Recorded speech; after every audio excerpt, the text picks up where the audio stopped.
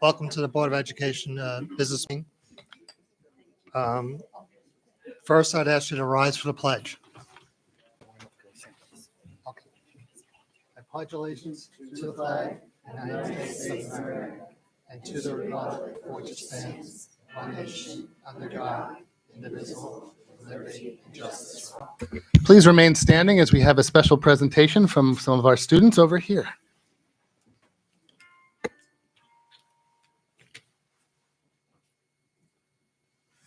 Oh, say, can you see by the dawn's early light what so proudly we hailed at the twilight's last gleaming, whose broad stripes and bright stars through the perilous fight o'er the ramparts we watched were so gallantly streaming, and the rocket's red glare, the bombs bursting in air, gave proof through the night that our flag was still there. Oh, say, does that star-spangled banner yet wave o'er the land of the free and the home of the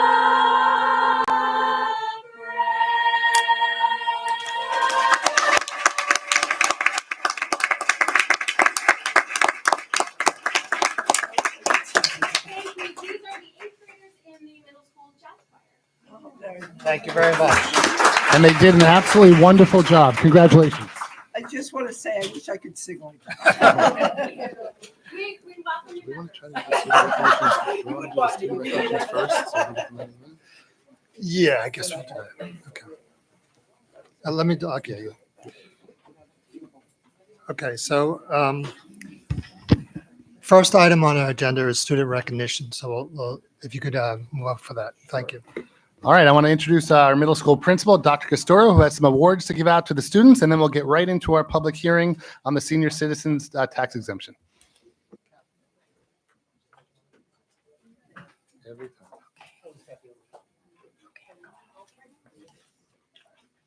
Both were Dr. Middle School. All right, good evening. Thank you, Dr. Ferris. Good evening to the board. Before we recognize some remarkable middle school students, I just want to, before we get into that, thank you all for supporting these types of programs. I think the investment that the community makes in these programs, in these students, the dividends, you could be looking at a future scientist, a future engineer that's going to be called up here. And I think sometimes they start in these middle level programs. So we're super excited to recognize them. The first group I'm going to start with is our Lego robotics team. I'm going to call them up. Before I do, I just want to say a quick word of thanks to Mrs. Toth and Ms. Chamberlain, who are the two teacher faculty advisors of this team. They can't be with us tonight, but they're absolutely amazing, the work they do with these students from start to finish. If you watch how this process works, how they build their robots, how they program them, the coding and everything that is involved, it's truly remarkable. So I'm going to call them up by name. I'm going to have them stand here and then talk a little bit about what they have accomplished. So if I could have, please, Dominic Allegrezza, James Costello,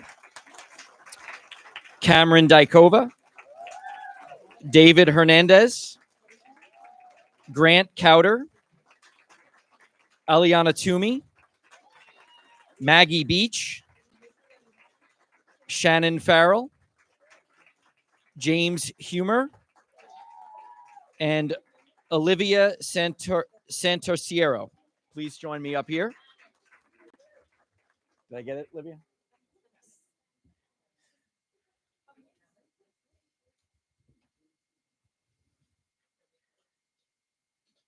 Come on, read this.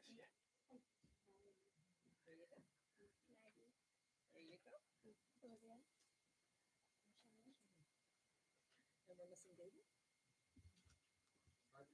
David's not here. David? Is David here?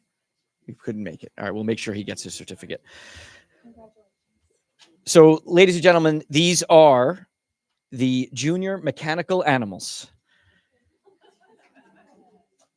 And on February 8th, they competed at William Floyd High School. Each year, teams competing in the first LEGO League Challenge are given a real-world challenge to focus on and research that leads right into their competition. This year, the topic was submerged. Students were tasked with exploring the layers of the ocean to bring their findings and ideas to the surface as they see what I did there? They see into the future of robotics and coding. Through their exceptional teamwork and dedication, the junior mechanical animals showcased their commitment to solving real-world problems through innovative solutions. The students utilized critical STEM abilities along with essential qualities for success, such as creativity, resilience, collaboration, to prepare for future challenges. For their final submission, Dominic, James, Cameron, David, Grant, and Aliana spent countless hours programming their robot while working together and teaching one another new coding strategies as they went along. Maggie, Shannon, James, and Olivia worked tirelessly on a website addressing a real problem that they taught me a little bit about, which was overfishing and how that can negatively impact the environment. So this team's work and success earned them the Rising All-Star Award at the LEGO Robotics Challenge, which celebrates the team that stand out to the judges the most, and the one that they are expecting amazing work in the future from. So I want to congratulate all of you. I want to thank you. You did an amazing job. Congratulations.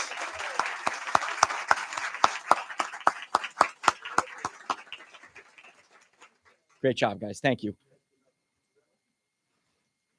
Nice job, guys.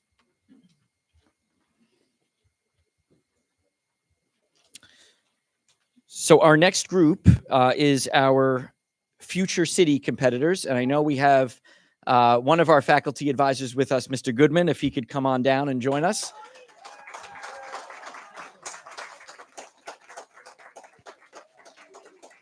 Thank you, Mr. Goodman. Mr. Goodman and Mrs. Liscalzo take this group of students start to finish, constructing a city with the start of a sketch and an idea, and getting them to the point where they are able to compete, explain what it is that they have created, why they have created it, and have done so with such great success for our students and for Sayville over the years. So thank you, Mr. Goodman, and thank you, Ms. Liscalzo. I'm going to tell you a little bit about the competition, and then we have actually, for the first time, 2 teams that we're going to recognize this evening. The Future City competition is the most engaging international STEM competition that is available to middle school students. Students are able to explore the role of both engineers from many different disciplines and city officials to plan out solutions for a city. The theme for this year's competition added the additional challenge of having the city the students designed be a floating city. The amount of work both teams put into this competition is incredibly time-consuming. They need to research how current cities operate and then imagine how a future setting could change their needs and their choices. They had to come up with several project plans to help navigate the process and bring their vision to life. Each team also had to write an essay explaining what life would be like in their future city and how the solutions they invented would benefit citizens. They need to build a large-scale model of their city so others can see what the future holds. They need to prepare a presentation for a panel of judges to explain and show their plans and how the STEM advances they invented would make life different in the future.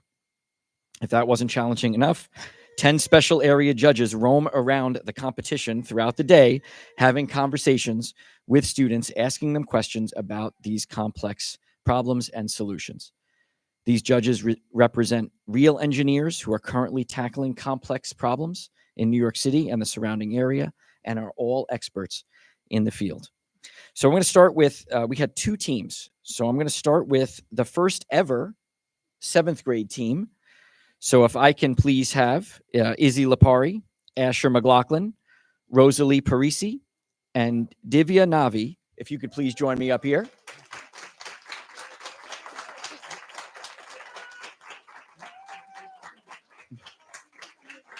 Okay.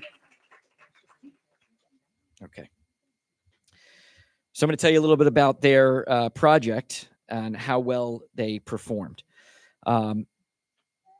So they are the first ever 7th grade competitors from Sayville Middle School.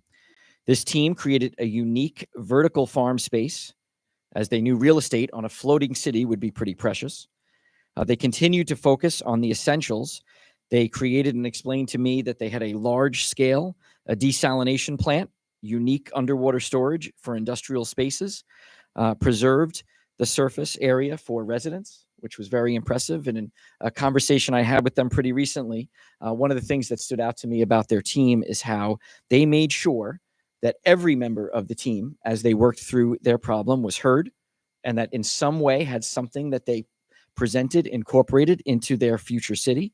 I can tell you that that's something that adults struggle with very often. So well done.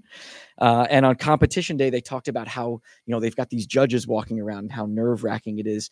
But they were there for each other as a team. But then how that first judge came over and kind of gave them a smile and realized that they were really nice, and how a difference it made. And we talked just a little bit about what a difference just kind of a smile and being kind to someone can make. So as our first 7th grade ever team that has competed, they also placed 4th overall in the competition. Congratulations.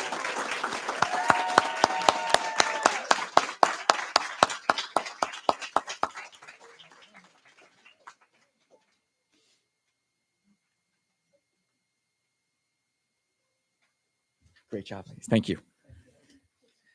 So let's get our 8th graders up here. Our 8th graders, we need Dominic Allegrezza, Cameron Dykova, James Humer, and Jake Matinas. Come on up.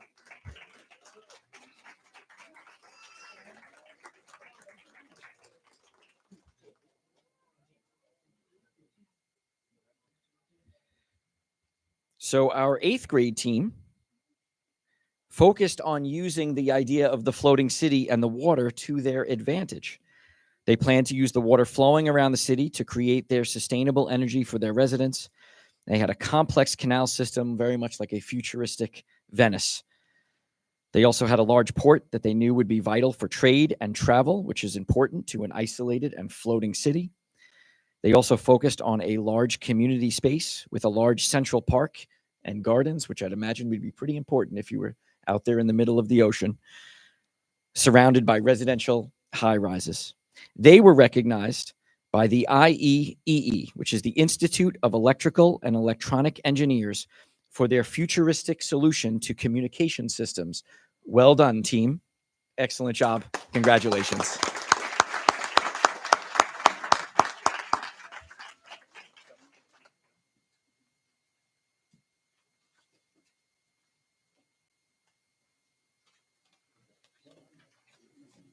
Great job. I just want to, once again, I want to congratulate all of our middle school competitors.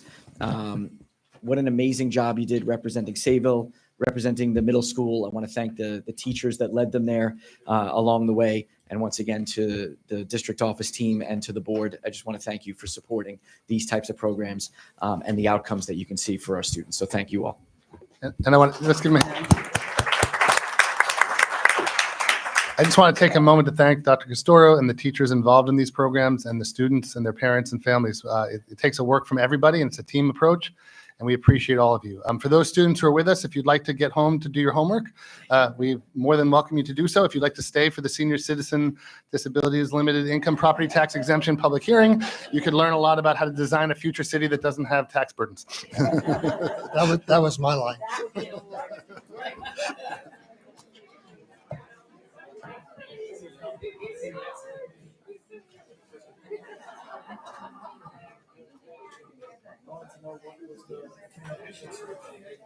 Oh, me too. I'll find out for you, and I'll let you. If it's a cup and the string, we're in trouble.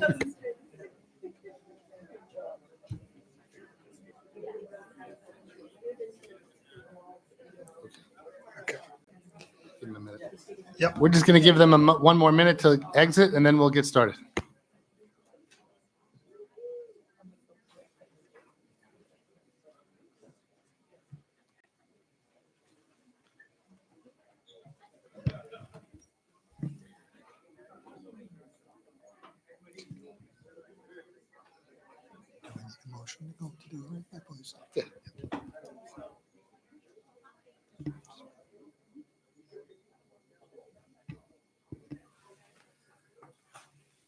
Okay, next on our agenda is to go into the hearing, the public hearing. So I need a motion to move into the hearing. Motion. Second, discussion. That's Kelly? Kelly and Christine. All those in favor? Against? Motion passes. We're now in the public hearing.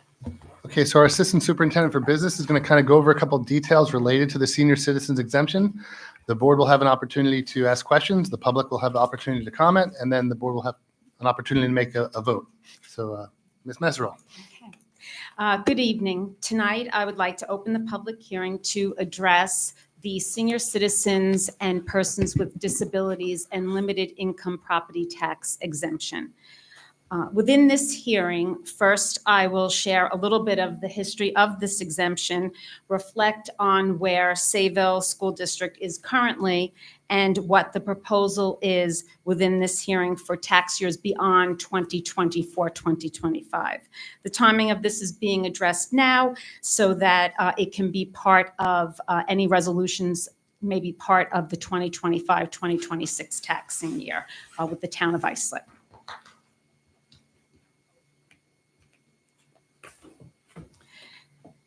So on August 8th, 2022, New York State expanded the income limits for partial real property tax exemptions.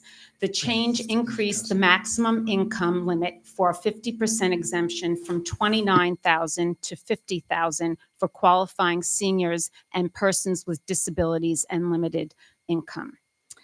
I want to highlight here that the maximum income limit for the Sayville School District is at the $27,000, and there was not a change when at this time when New York State had expanded the income limits under real property tax law sections 467 and 459C.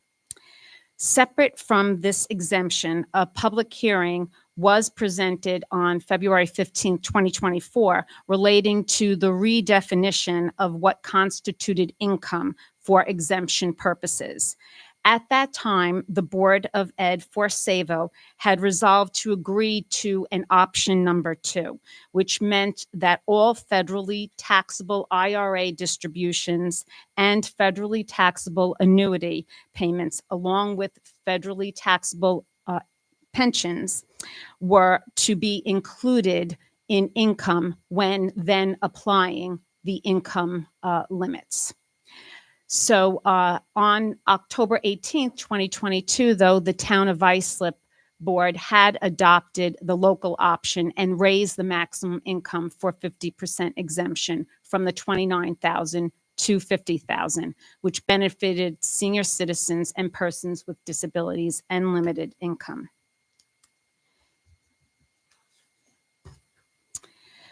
This option did result in more seniors and disabled persons from losing with the option number 2. It did for Sayville. It presented with because the income was higher when you're applying the exemptions. It did mean that some senior citizens did lose out on the exemptions with the current $27,000 income. So for 2024-25, this meant some Sayville residents who had received the exemption in the past with the town of Islip, they lost it for the Sayville School District because of the difference in the income levels. This was a change that we were only able to address now, a year later, from the 2024 public hearing where we redefined income because that information was available from the town of Islip so that we knew what the impact would be for our Sayville School District with the option number 2. So here again, I had mentioned that the current maximum income limits for 50% tax exemption for senior citizens and persons with disabilities and limited income is at the $27,000 with a maximum of $35,400 for a 5% exemption. It's a scale, and it, as you can see, even in this chart, this is what Sayville is proposing with a resolution that will be part of this public hearing a little later on. But here, the maximum income limits would be for a 50% tax exemption for senior citizens and persons with disabilities and limited income. It would be $50,000, and then with it declining as the income is higher, up to $58,400. So we're here this evening to discuss and then put to a resolution the following change for the $50,000 amount. And as I had mentioned, we were able to gather some information where that would impact the changes that were made last year, and then for a resolution this evening, what that meant for the Sayville School District. So currently, the average homeowner in Sayville pays annual taxes of $9,748. We just use an average assessed value of $45,000. With the adoption of the new income thresholds, there would be 135 additional senior citizens that would then be able to claim the exemption, and 1 additional persons with disabilities and limited income exemptions. So in other words, this does shift the tax burden from senior citizen and persons with disabilities and limited income to those taxpayers within the Sayville district that do not qualify for such exemptions. And what that meant, just so that you can have a comparison, is that the new average annual taxes for a homeowner in Sayville would be $9,858, roughly a $110 difference. And that is the shift. So at this time, we would open up the public hearing to questions from the Board of Education and the attendees here. And then after that, there will be the resolutions put forth. So let's start with the Board of Education. If you have any questions for Rhonda. Okay, very eager. No. So does anybody from the Board of Education have any questions regarding the proposal? I have a quick question. The 9,858, is that the current average for 2025? That's So it's based on the 2024-25 assessed values and the tax rates. It's just to compare. So that would be for 24-25. I don't know what the assessment roll looks like for 25-26 yet. So I can only use the information for comparative purposes. And again, it's a 40, I don't know why, but whenever tax rates are established, they always use like 45,000. Yeah. I thought it was higher. No, but the assessed, that's the average assessed value that the town of Islip puts out as for the town of Islip. The average assessed value is this. It's not the market value of the home. It's the assessed value. That's on the tax. So go ahead. Yeah. So Rhonda, in your opinion, okay, does this benefit the people who need it the most, which would be the senior citizens in this case? Does this benefit them, I guess, financially? So my view of the Sayville School District and community is it's a nice blend. People usually are born, raised, and stay here. So it would entail perhaps grandparents of some of our students. I think that the move from the 29,000 maximum to the 50,000 was somewhat indicative of what maybe it would cost to somewhat live on Long Island in a home. So, there's many residents that make up the Sayville community that support our schools. So I do know that with option number 2, it put everyone on a more even playing field, because it was more equitable in terms of when you look at what constitutes income. So with that, and a lower maximum income, it hurt, I guess, more of our senior citizens and disabled persons. Okay, so if the previous option hurt, conversely, this option will help. Yeah. Because to me, it seems like a Yes. no-brainer for us. Okay, Yes. all right, thank you. And the difficulty was last year, the town was unable to give us any real numbers. So we were basically like throwing a dart at a dartboard to see where it would land. And now that we have these numbers, the town is at the $50,000 income level. So I think it kind of makes sense that we follow that same trend, for the school. Use your microphone. Are we feeling that the people who were negatively affected last year by the option that we chose are going to be brought back into this by going up to the 50,000? Yeah. I believe that We'll it capture it them would. back. So when But the the tax town bills, was unable to determine that. They said they don't have the Last year, data. yeah. Well, even this Oh, year, they this weren't year. able to determine that. it's approximate. The town of Islip, because they are using 50,000, the school district is 27,000. So these same individuals would receive the exemption at the town level, but not for the school district taxes, which is a larger piece of their tax bill. So in theory, just to clarify, in theory, it would help those people get back into what they lost. Yeah. But it doesn't Yes. guarantee it because we're not sure of their financial situation. Yeah. Right, Yes, right. and when you include those things that were part of the redefinition of income, you might not have annuity payments in 1 year or not. So it's just merely based on what was, where the town could print out who was part of those exemptions. And in Sayville, if it was the 50,000. Right. And Sorry. I just want to, and that's the dilemma we have here. As a board, we want to help senior citizens. We want to help people that have difficulty affording their taxes. But as you can see, in this scenario, with now shifting, $100 to every homeowner, that's not eligible. So they also have burdens as well. So that's the balancing act. That was going to be almost my exact comment, is that, to be clear, by reducing or taking this option, we're then taking it and spread out over all the taxpayers. So it's an increase of $110 per year. And that's exclusive of what we vote on for the budget that will take place in May. So Yes, that's like so- already like that increase is going to be built into the other taxpayers. Yes, so we as a district receive the same levy. It's just how that is assessed, and then whatever the exemptions that are available to our residents. If I'm understanding what you're saying, the senior citizens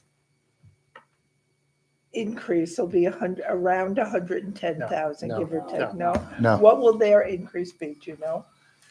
It's not, let me just try and clarify. It's not about their increase. It's by giving exemptions to more people, it's going to cost the other taxpayers $100 Yes, a year. I understand That's what it that. is. But- So we will pay 110. Yeah. And then depending on those seniors' income range where they fall on the scale, they may have up to 50% reduction to 5%, right? Okay, Yes. so my concern is, I don't know how many senior citizens are taking advantage of the under 127,000. So if you look in the chart, you can see it up at the top. 247 get it in Islip Town. Okay, And in currently Sayville? 112 in 112. Sayville. Right. 12. So we imagine Okay. that those 112 will turn into 247.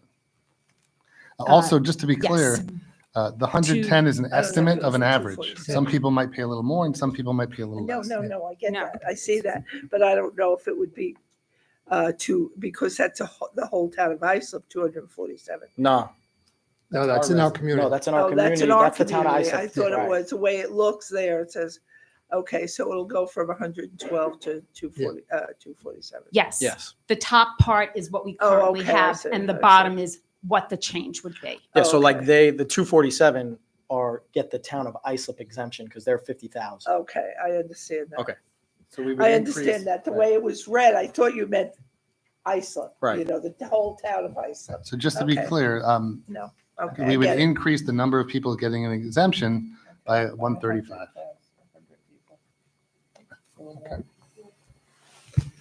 Any other questions on the board? Okay, at this point, I can take some questions from the community just on this topic. And go ahead. Please come up to the microphone.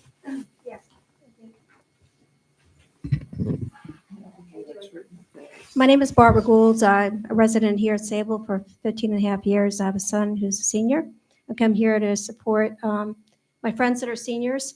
And I just have some questions. I also worked in the school districts for 30 years at Islip. My first question for you is, what's really glaring to me is that the town of Islip, the income eligibility limit was 50,000. Sayville Public School was 27,000 was the limit of income the senior should be able to have in order to be eligible for the discount. Is that correct? Mhm.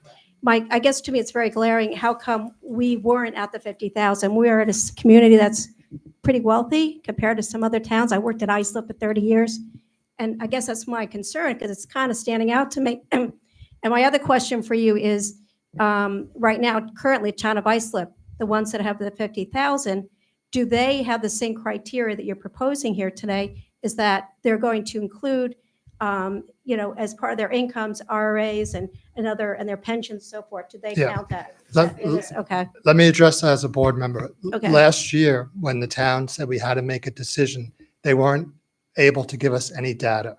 Okay. So we were trying to maintain the same level as we've always had. We didn't want families to be kicked off. We didn't want to create,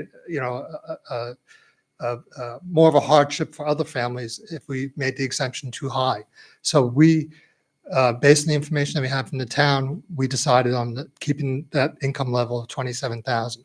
Once the process was done, then the town was able to give us these numbers, and we were able to figure out that some seniors were kicked off, and that's what we're trying to correct right now. Hmm. That's why we're different than the town.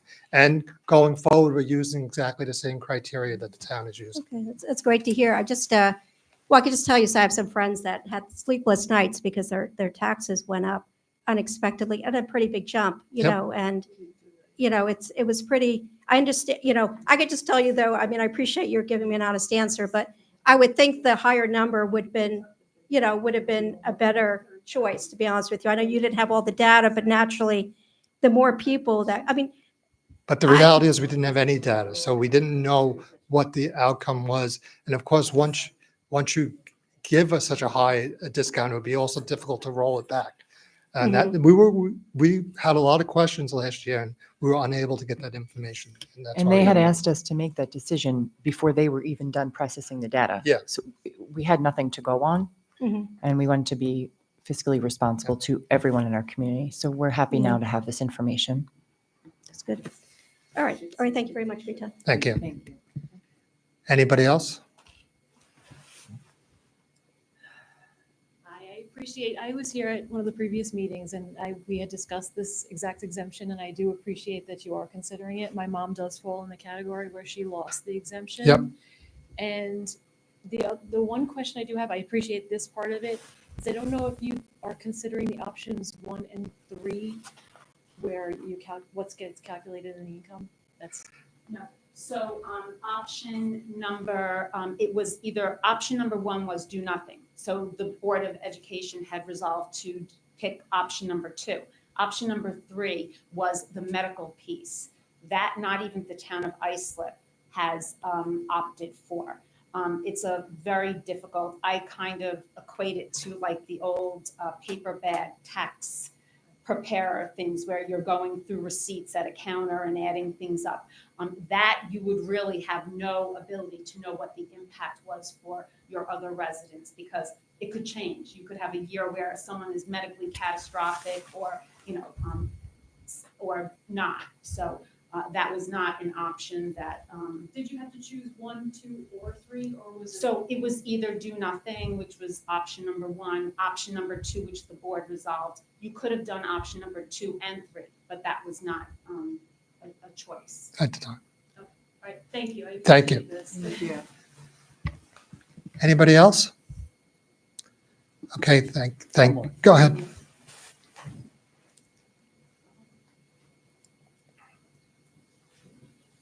was one of the ones that was definitely affected, all right?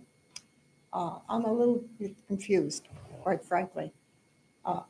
Apparently, there's only 112 of us seniors that were eligible before this last year. Is that correct? Yes, according to the town of Islip, that's the information they gave us. All right.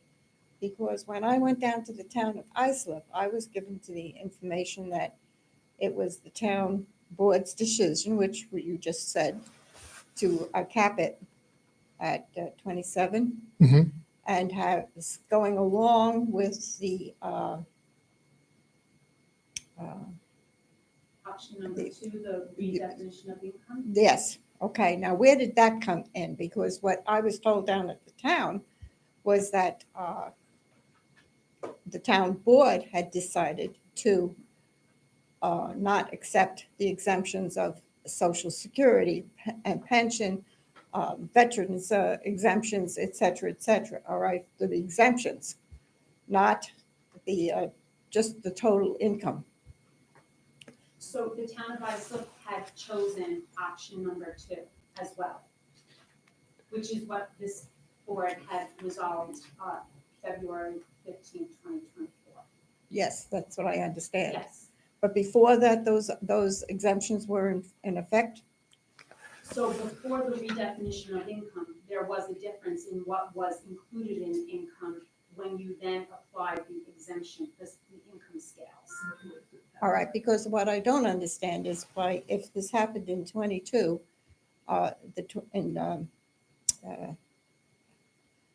the amount just for the school board taxes jumped so tremendously. I mean, I went down the list of everything on my taxes, and I mean, come on, most of the other items went up $2, $3. All right, nothing really enormous. I mean, if you've looked at your tax records, you would see what exactly we paid. The only ones that went up tremendously was the school taxes. But was that due to the loss of the exemption? I Yes, believe, yeah. yes, That's what we're trying to, and That's that's what we're what I trying to was correct. told when I went to the town of Islip. And that's what we're trying to correct here. Yes, but the exemption, what you're saying is it's just the amount, the total amount. So we're increasing the income from 27,000 to 50,000. That's just the proposal. What about the exemptions then? No, that makes those people making 50,000 eligible for the exemption. exemption. I see. All right. Okay. Very good. Thank you. You're welcome. Okay. Any other questions? Okay, so So there's a. yeah, I'll close the public comment portion, and then I have recommended actions, finance, 401 and 402. I need a motion. Second, Second. so that's Desmond was second, and I think Christine was motioned. Discussion? All those in favor? Motion passes. Actually, wait, do I need a roll call vote on that? I think you do. Oh, sorry. It's a roll We'll call. make this even longer. I need a roll call. Kathy? It's a roll call. What is your motion? Yes. Yes. Desmond? Yes. It's unanimous, yes. Okay, there we go. So with Okay. that vote, just to clarify, the Board of Education unanimously passed the $50,000 increase to $50,000.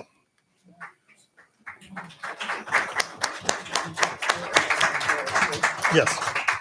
And now we adjourn back to the regular meeting, which I hope I can find on my second. Here it is. And we move on to we have to adjourn the meeting. So I need a motion. Can I have a motion to adjourn the meeting? All those in favor? Motion passes. We're now adjourned. And now we have to go back into the other meeting. Right. But that meeting is still open. Okay, so we're now in the senior citizen public hearing is over, Yes. and now we're in the regular business meeting. And now we have, You can go if you'd like to, yes. I can do correspondence first. Yeah. Okay. We had, I think, 3 emails, one regarding training for board members, another one for open meetings law, foils, and the budget calendar. Okay. And then I can hand it over to the superintendent of schools for his report. Good evening, everyone. Welcome to the board meeting. Thank you for coming. Thank you for joining us online. We have 3 items on our agenda for tonight. For myself, we did the student recognitions. I want to congratulate all those middle school students who participated in those awesome technology and engineering events. We're going to do around the district, and then we're going to have an outstanding presentation from our 3 elementary principals sharing the absolutely amazing work of our teachers, students, and staff in those buildings. I'm so proud of all the work going on in our district. It's just a wonderful place to be in a wonderful time of year. So let's get started. I want to give a compliment and congratulations to Anthony Allegrezza and Ian Donefeld, who were the first ever recipients of the Sayville High School Student Government Service Above Self Award. This award recognizes community outreach and celebrates service within our school community. Anthony earned the award through his commitment to serving others, particularly local veterans, through organizing breakfast and holiday care packages. Ian was awarded for his dedication organizing an annual toy drive with his mother. Well deserved to both of these students, and this is just the beginning of a great recognition, recognizing students who make a difference for others. I want to congratulate again the Cherry Avenue students and staff at Cherry Avenue for PS I Love You Day. Across the district, we had amazing activities. It was great. I didn't do this one.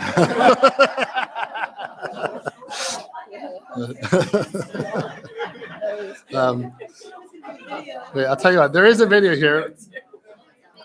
There. Is that better? Is that better? There. Is that better? Okay.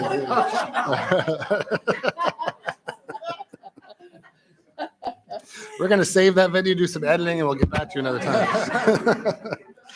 We did want to highlight the fact that not only do they have great videography skills and great synergy for screen, but also that the students of the Cherry Avenue School wanted to make a difference for others outside of the school. We always talk about making a difference in the school. They stepped up and did something outside of the school, and they made notes on the coffee cup holders at the Sayville Bean. I think it was 2,000 sleeves or 1,500 sleeves. So every single customer who went into the Bean got a cup of coffee. On the coffee was a note like be proud of yourself, or have a great day, or don't be too hard on yourself. Just a real message of support and caring. And I talked to a couple of the customers who were Sayville residents, and they were just like, they actually were going more often to get coffee because they wanted to see like what the next message was, and they were feeling so good about their day. So the students did a whole interview with the News 12. News 12 did not come, but they were going to come, and we had some interviews that didn't happen. So we filmed our own interviews, and here they are, just a couple of them. Can you hit the sound up a little bit? I love the message that they spread. I love this idea. So I actually saw the idea online about a year ago, and I thought we need to do that. So I reached out to Dr. Ryan, and she took the idea and ran with it. She brought a box of 1,300 sleeves to her school, decorated each and every one of them, and we are so happy to pass that message along to our customers. You know what? To put the smile on their face, it makes them chuckle a little bit. Some of the messages are cute. Some of them are actually really deep and profound. So we're just happy to pass that positivity along. Well, at Cherry Avenue, it's all about back to basics, putting back old-fashioned virtues and values, human connections, something that we've lost through COVID, through technology, and just trying to make a difference in the lives of others, that human touch, which is certainly lacking today. My name is John Lorenzo, Councilman, Town of Islip, District 4. I'm very proud of these kids that they put forth this great idea to come here today and spread awareness for mental health and to brighten people's day. It's much needed in this world, the crazy world we live in. And I commend Sayville Schools and Cherry Avenue for putting this together in our district here. And also Andrew from the Dean. He allowed us to hand them out to people buying coffee for the day. kind of to tag along what Mr. Lorenzo said, mental health awareness is so important, but with the younger kids, starting when they're younger, just teaching them to spread kindness and teaching them how to treat others and how when you fill someone else's bucket, it fills yours too. My name is Miles Wilkinson. I am 9 years old and I live in that area. I'm 8-year-old at Cherry Elementary. Hi, my name is Lily Rogers. I'm an 11-year-old, 5th grade at Cherry. My name is Ethan Klein. I am a 10-year-old and a 5th grader at Cherry Avenue Elementary School. I'm here to talk about the importance of our coffee holders that we made out of the goodness of our hearts and are used to brighten someone's day. Because it's like if somebody's having a bad day, you always want to support them to make them feel better than you feel better. Our families and our helpers in our school taught us that it's very kind to make other people feel. It's nice because a lot of people get to be like happy when they're. Okay.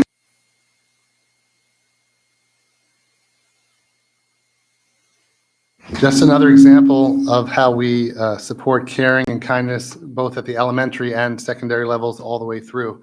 We're not only teaching kids to be great scientists, musicians, artists, athletes, mathematicians, and all that, but also great citizens who will give back to their community and come back and live here for generations to come. So let me just get back to the show. Okay.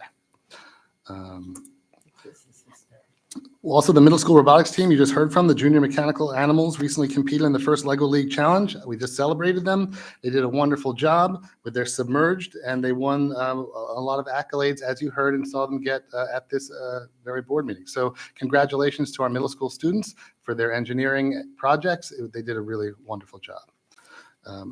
I want to congratulate the students at Sunrise Drive. They used power of collaboration with Miss Arts' kindergartners, visited their 5th grade buddies in Miss Kearney and Miss Wartzman's class to share their pattern books.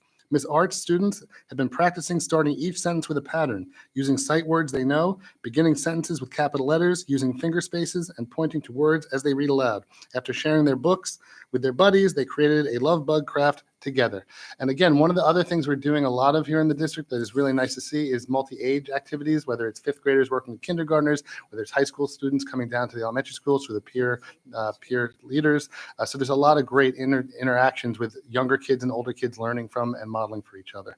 Another great example of academics and caring in action. And finally, the Lincoln Avenue librarian, Mrs. Volpe, recently attended a National Future of Education conference where she expressed the latest innovations in education and tech, including the role of AI in the classroom.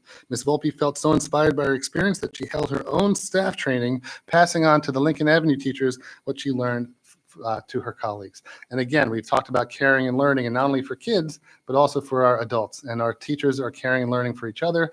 And this is just one example of many where teachers teach others and help professional development across the district. So that's just kind of an around the district.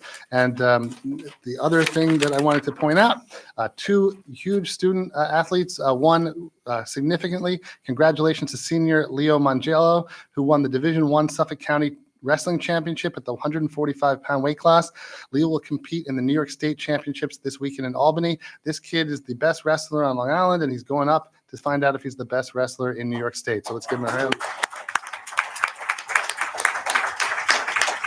And also congratulations to Scotland Filer, who is the first Sayville wrestler to compete on an all-girls wrestling team. The team is combined with other districts and hosted by Bellport. Scotty took 4th place in the Suffolk County Championships in her first go, and she's excited about going again next year.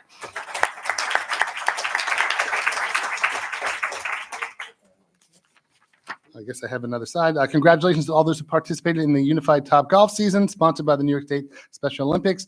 The team had their culminating event at Top Golf on February 13th. This is just one of the many integrated athletic programs we have for our students across the district, and a great time was had by all. Another example of inclusivity and support and love across the district.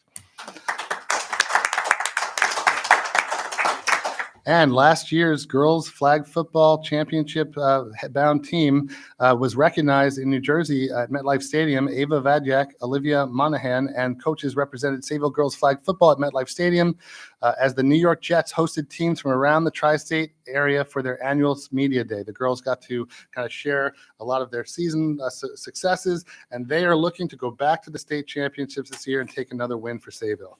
Can I just give another quick update? Can I give another quick update about flag? Yeah. So, we put this program in 2 years ago with other districts on Long Island. It is growing at leaps and bounds. Flag is now going to be an NCAA Division III sport, and then a Division I sport, and then it's going to become an Olympic sport, and I think it's 2026. And our first alumni is playing for FSU. It's currently a club team, but their FSU just won a tournament against 4 other large colleges in the South, and Ava Rube was the first to get a pick 6. Nice. We're really proud of this flag football team in its second season going to state championships, and we look forward to more seasons with them. And just one of the highlights of my week was I visited the elementary schools, and there was this obstacle course going on at Cherry Avenue. This is where we train our athletes in the beginning, right? And so I was really enthused by what I saw. And then Julie was texting me, "Where are you? You have a meeting?" And I said, "I don't know. I'm just hanging around with some of the students." But I really enjoyed. They taught me how to do some of this, and it was a blast. I didn't walk for a week. I want to remind everyone that on March 11th, 6:30 p.m. to 8:30 p.m., Sayville is having its first ever Family Fit Night, sponsored by the PPS department and the Strides program in Sayville High School. It is a community. What do we call the night? The community. Family Connect Night. So we're inviting the whole family down to, please come down to the gym. All ages are welcome. There's going to be a lot of activities. There's going to be yoga, Zumba, athletics, all kinds of fun exercise type activities for our students and families. And we hope you come down and join us. All right, so that's my report. Now I'm going to turn it over to the 3 outstanding elementary principals and assistant principal from Sunrise Drive, Cherry Avenue, and Lincoln Avenue Elementary Schools.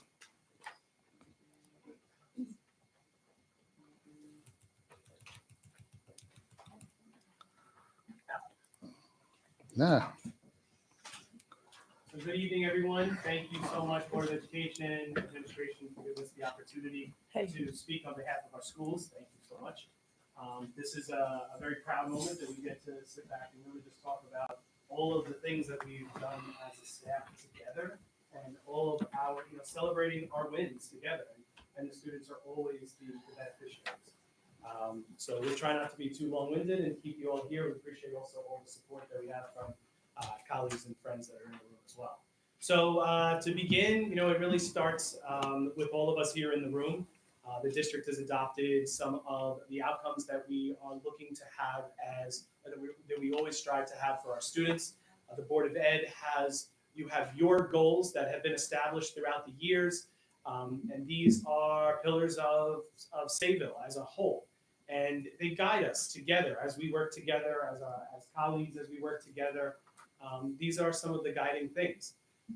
Go back to 3 years ago, Dr. Ferris came to the district. The first meeting that we had was, what do we believe in as an administrative team, as a leadership team? And we really spent a lot of time crafting the things that we felt as educators were the nearest and dearest things to us that came, and we worked through them. We worked through them for months and came up with our own vision as a leadership team. And then that helped to trickle down to what we're each doing in our own buildings. So as we presented last year, we all took the journey with our staff and worked together to establish our own thumbprint of Sayville. And so I know at Cherry Avenue, it became back to basics, and teachers and everyone worked together to establish that. Lincoln Learns, they built their house based on family. And at Sunrise Drive, welcome to the pond, or our core values. And the best thing about this is that we work together as, and the voice, yeah. Best thing together, I don't want to hear this. Okay. Best thing is that we've worked together with our faculty hand in hand to make sure that these are our beliefs. This is what we feel gets us up out of bed in the morning to be educators here at Sayville. And we know, based on thousands of years of collective experience of our elementary staff, that we have, this is what's best for children. So, so this is, these are the journeys that we take, and we're very proud to share a little bit more individually of our own paths that we've taken in our own buildings, and you'll see how collectively they are together as well with all of Sayville. So at Cherry Avenue, our goals consist of small group instruction, Sayville Strides, collaboration, independent learners. However, I'm so proud to say that Back to Basics is our absolute driving force. Old-fashioned values are greatly lacking in today's society, and we need to get back to human connections being most important, along with manners, resiliency, accountability, simplifying our lives, physical health, and the list goes on. And of course, balancing technology. We have become a society that demands immediacy. We have increased stress and anxiety, information overload, loss of patience, and decreased quality of thought and work. I know my staff will roll their eyes because I've told this story a million times, but I find it very concerning. I'm driving to work one morning, and on the radio, they're talking about Gen Z and like the generational cohorts I'm so bad at, but of course I look it up. And I believe it's like 13 to 27-year-olds or something like that. And they talk about how this cohort will do anything to avoid a phone call, voicemail, making calls, placing calls. When they do, the vast majority need it scripted. They need to be coached. So much that there's a university in the UK that is offering a phone confidence class. So when I got into work, of course, I'm talking to my colleagues and I'm saying back to basics, even more so why we really need to hit the ground running and we need to start living again and not just existing. I'm so excited by all of our initiatives. So this year we had a turkey trot, the whole building. We have 3 more walk runs, if you will, in the spring. We had our first multicultural festival back in November. About 200 people came. In fact, I was so nervous because one of my teachers were waiting for guests to arrive. And she said, Lisa, I don't know, maybe 20 will come. And I was so nervous, it's like you're throwing a party, you don't know who's going to come. And we had about 200 people and it was so beautiful. You'll see on the next slide, people showcasing their heritages. They had food, they had their family members there. They had boards up with artifacts. It was beautiful. I know Miss Van Dorn, you were at our Veterans Brunch, and Nicole Tufel, I can't even put this into words. But what we do for our veterans, we have grown men and women crying because of the respect and love that we give them. Between the accolades, the photo booth, we have BOCES culinary students, which is a win for them. Those students with special needs, cooking and serving, and a respect for our country, which again is missing. And having our kids see this is it's paramount. So to Mrs. Tufel, I don't think anyone could do a better job than what you do for Veterans Day. Law Enforcement Appreciation Day, as well as Cocoa with a Cop. We love our cops. Suffolk County Police Department, we have an awesome relationship with, and we want to show that love and respect, and our kids really partner with us to do a great job. And what Dr. Ferris did leave out is that News 12 did air. It's only about 8 seconds, and they did have fabulous editors where everyone looked great. There was nobody in the video. Still, the coffee cups. They knew what they were doing. But it was just awesome. Imagine going to a coffee shop, whether it's first thing in the morning, afternoon, or night, and you're having a good day. You're going to have a better day by getting this inspiring message, or you're not, and it puts a smile on your face. I remember, I'm there every day, but one of my messages, it was, may your troubles be less and your blessings be more. How could you not smile at that? And I know Miss Anaya, one of your students, I forgot the message she wrote, but it was wrong. And instead of fixing the typo and rewriting it, she crossed it out and said, and you can make mistakes and still be great.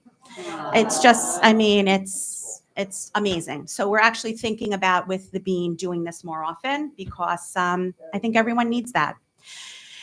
In the spring, we're having a formal luncheon where we're transforming our cafeteria into a beautiful space. Board of Ed, district office, and some of our politicians will be invited. We'll be dressed up in our, luncheon best attire. Mr. Filosa will put more of a meal on the menu. We're teaching the kids etiquette in advance, manners, and we're just really excited, again, to bring this to life. We're taking 2 weeks off from homework in May, from traditional homework. It's voluntary, but we will have different suggested activities such as calling a family member, no FaceTime, asking how a week or how your week went, setting the table, having dinner as a family with parental permission, helping a neighbor with a chore, all of those things that again, for the vast majority are non-existent. And then so often our bus drivers are overlooked. We will surprise them with breakfast one morning, bringing it out to them. I think they have a thankless job and it's important that they feel valued. Dr. Ferris, can you just start the video? So 5th grader surprised me with this and I hope you like it. Back to basics. Can you believe our teacher's making us write letters? Not just any letters, business letters. Aren't we just supposed to use emails when we grow up? We had to learn all the parts of a business letter. And then we had to find out the headquarters of Macy's. Then we had to research the CEO of Macy's, Mr. Tony Spring, and then put parts about him in our business letters. Dear Chief Executive Officer Spring, you don't put a comma, put a colon. Your attention because you're the CEO of Macy's. You are the one who decides if the balloon is in the Macy's parade. We signed this letter for Goat USA. They gave us a response, but it was a form letter. Do they even like it? At least they gave us stickers. Our teacher made us sign the bottom of our letters in cursive. Doesn't she know that everything is on docs and signed electronically? She's gonna say, back in my day, I had to sign the bottom of my letters in cursive. I have to practice my signature.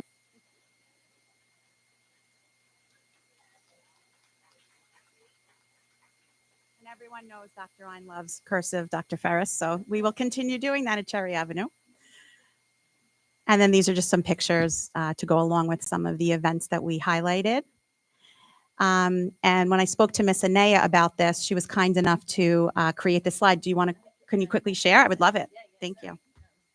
Thank you for letting me speak. Thank you. Sorry. When Dr. Ryan said we're going back to basics, I wasn't sure how far back, so I went to colonial times. And my colleague Doug Kubek and I gave our students the opportunity to write with ink and feather quills. After learning about the causes of the American Revolution, we thought it would be enjoyable to go back in time and see what it was like to write a letter with a feather quill and to be taxed on the paper in ink. To everyone's enjoyment, the event was a hit. Some students even wrote letters to you. So we discussed how, you're welcome, yeah. We discussed how the letter, you use your wax seal. We had a little wax seal to close your letter and how the wax seal was usually individualized to a person. We also talked about how to write a friendly letter and how we need to have correct spelling and grammar and how mistakes, often spilled ink, are common. And we persevered. And in the end, the students got to take their feather quills home along with the letters that they wrote to their families. So thank you. I hope you enjoy them. Yeah.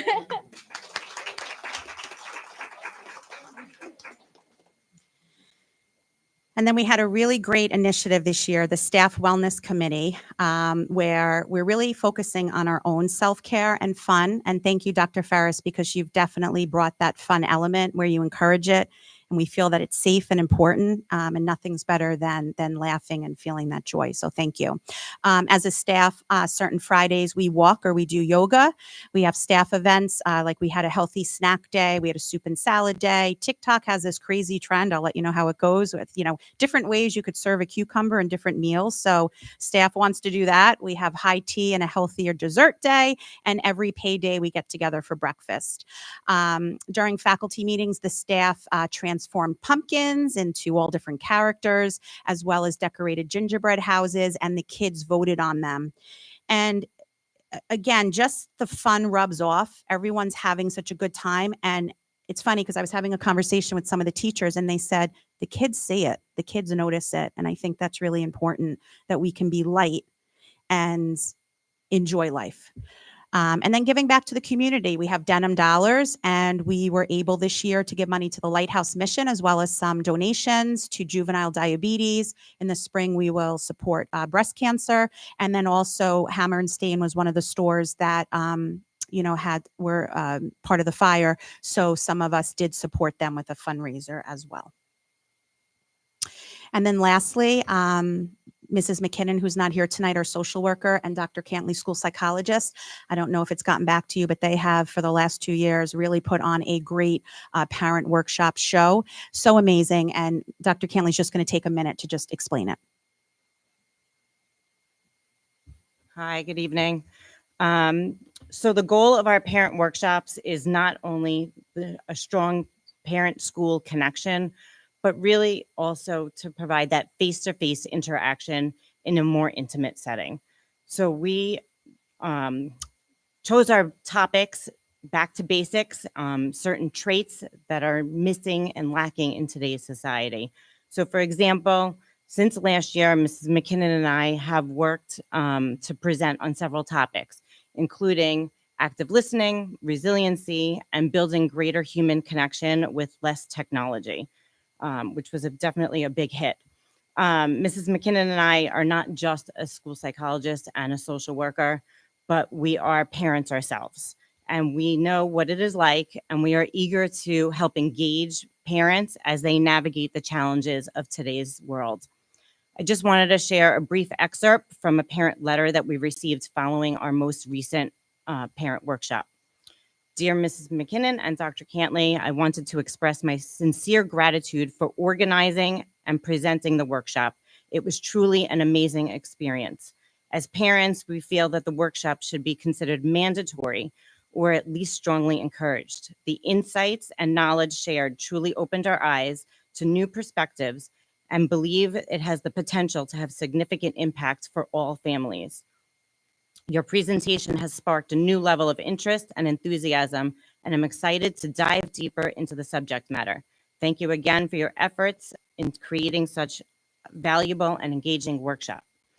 So Mrs. McKinnon and I are always honored to connect with our families, and we certainly look forward to connecting with even more families at future workshops, both the remainder of this year and in future years.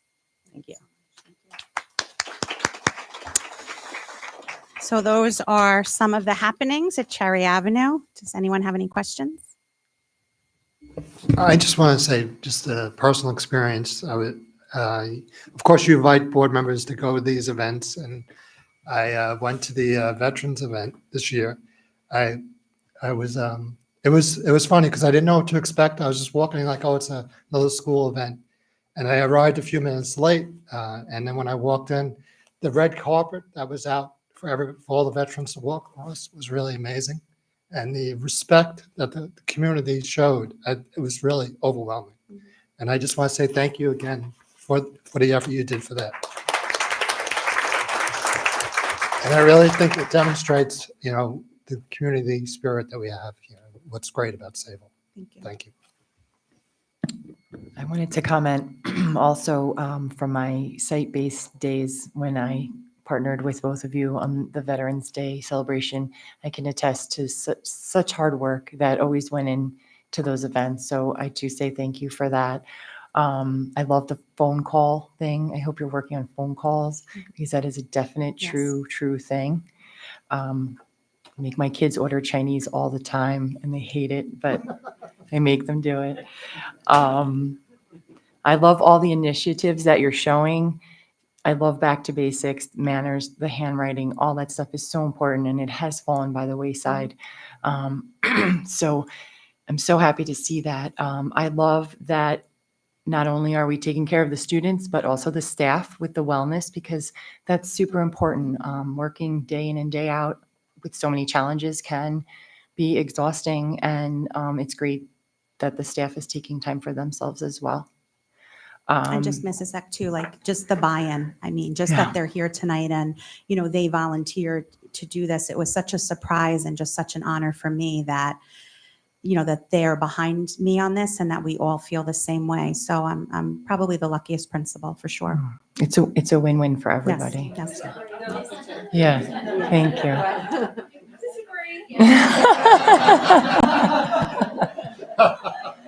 Lincoln's getting feisty back there. Sorry, guys.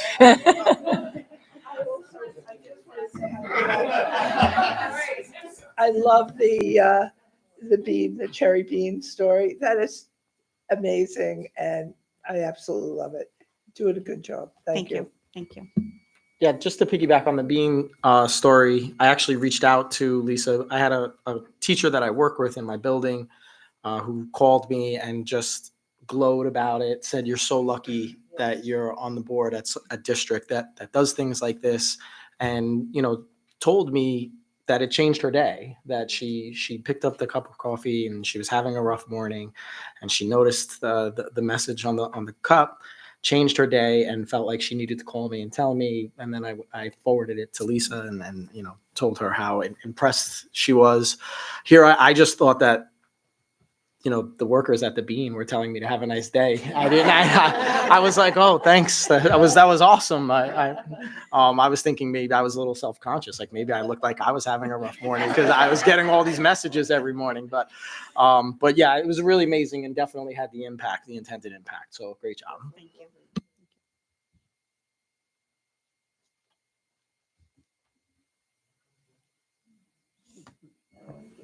Kind of second guessing going second. I think I should have went first. All right. Before we start, I just want to Lincoln teachers, just settle down, guys. We actually really do like each other up here as an elementary team. I just want to say so. Thank you, Board of Education. Thank you, Sayville community. It really is. I don't say it lightly when I say it's a privilege and an honor to work here in Sayville. Last year, I presented Lincoln Learns, our goals, our mission, and our vision. This year, I stand here excited to share with you some of the initiatives that came from that. So last year, the staff together, the community together created what we felt was important to move forward as a school. And now we have some really cool outcomes, and it's only been 1 year, and it just gives me such excitement and joy to see what happens as we move forward. You know, before I start, I just want to say that in my former life as an elementary principal in my former district, I never really felt the support or community feel that I have here in Sayville. And I remember when I went on the interview for the position and I met with Dr. Ferris and he explained his connected autonomy piece, I didn't really understand it until I lived it. So I do want to say thank you, because one of the things that you will see in this is that all of our schools have such an independent culture and flair. But what you'll see is that they are all connected.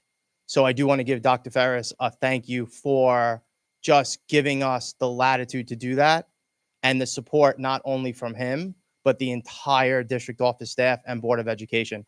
I've never felt as supported as an elementary principal, so I do want to thank you. But with that, what is Lincoln Learns? Lincoln Learns is a culture of caring and community where each individual is valued and supported like family. Our environment thrives on mutual respect and a deep commitment to nurturing every member, ensuring that together we foster a positive and inclusive atmosphere. The spirit of togetherness is what makes Lincoln a special place to grow and excel. Lincoln Learns is more than an initiative. It's a philosophy meticulously crafted by the Lincoln Avenue School community. This philosophy is deeply rooted in our core pillars of pupils, parents, and professionals. And by aligning our efforts and values with these elements, we create a cohesive and dynamic educational experience that supports and enriches the lives of all involved. And what I'm going to do now is I'm going to take you through just some of the initiatives and what the outcomes were this year. So the first part of our house is academic excellence. And our teachers take immense pride. Our community takes immense pride in our students. No matter what classroom you walk in at Lincoln Avenue Elementary School, our students are celebrated. They are celebrated for their efforts and their hard work. They are celebrated for their failures and acceptance of that. And I mean that. I think it's very important that part of education, part of growing is making mistakes, and it's okay to make mistakes. And as my own daughter tells me, she's in first grade, she says, every time I make a mistake, Daddy, my brain gets bigger. And that's what I see when I walk into the classrooms at Lincoln Avenues. And that's the feeling that our teachers and our staff give those students. And so the pride is beyond anything that I've ever seen. We are dedicated to tailoring instruction to meet each individual child's unique needs through small group instruction. And all 3 elementary schools are in the goal of small group instruction. But at Lincoln Avenue this year, what we decided to do is every week we meet as a data team.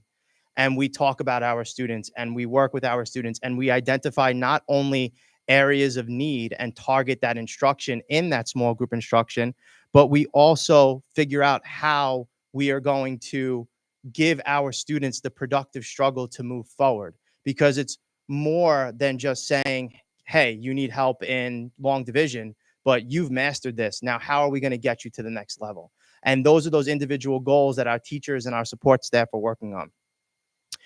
We aim to challenge students academically while ensuring they are happy and have fun in their educational journey. And that's a big piece of it. And if you look at the pictures up on the slide, you'll see small group instruction, but you'll see kids that are smiling and are enjoying their lessons. You could walk into a classroom. My third grade class just a few weeks ago had a camp day where the students were asked to bring in blankets and they made tents in the classroom. And that's how they were doing their small group instruction. They were camping, and all of the activities throughout the day was about roasting marshmallows and talking about the vocabulary on campsites. And when I walked in there, they were so excited to show us their camp. That teacher's sitting in the audience, so big shout out to Ms. Devine. And again, like Dr. Ein said, that comes down to Dr. Ferris saying it's okay to have fun.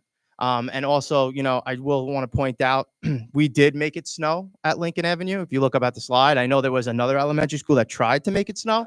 But I had people that actually thought it was snowing on that day before winter break. But again, just the excitement and the fun, just the excitement and the fun of that, and watching the students with their smiles on the face as they run into the building to, again, learn and just have a good feel. Lincoln Learns, our second window on our house, is a culture of caring. And, this was a big piece of just who we are as a school and as a community. And again, the formation of these goals actually go all the way back to when I was interviewing for the position. There were multiple questions that were asked as me as a candidate. And, at the end of every interview, they say, do you have any questions for us?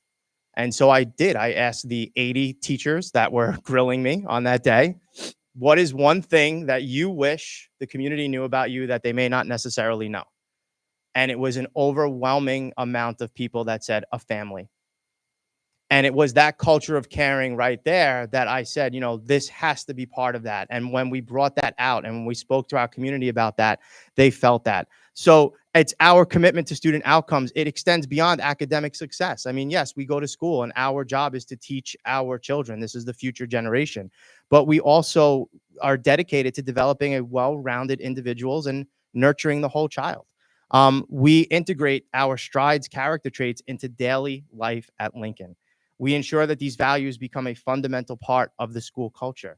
We celebrate and promote positivity through our initiatives like the Lincoln Leader of the Month, where once a month we celebrate our students at a PTA meeting for being honored and showing the character trait in everything they do. We have Stride student spotlights where we walk around the building and we see students holding doors for others or saying please and saying thank you. And we honor them by giving them a little ticket to a raffle, which then in turn gets them a book from our book vending machine. So we're partnering with our PTA in that capacity.